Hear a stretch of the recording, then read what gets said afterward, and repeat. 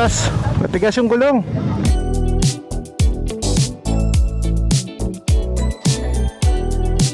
At dyan nagtatapos ang ating 2-day competition. Kaya kung sa kalsada ay gusto mong mag-succeed, let's practice our skill before we speed.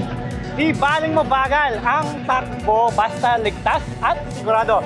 Kaya see you again next year sa 5th edition ng National Riding Skills Competition. At laging tandaan, Mata sa kalsada, kamay sa manibela.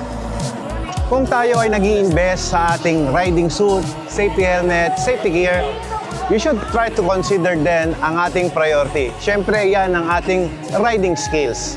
Kaya naman, para masigurado natin na safe tayo sa lahat ng destinasyon nating pupuntahan, mag-invest din po tayo sa ating riding skills, hindi lang puro sa accessories ng mga motorsiklo.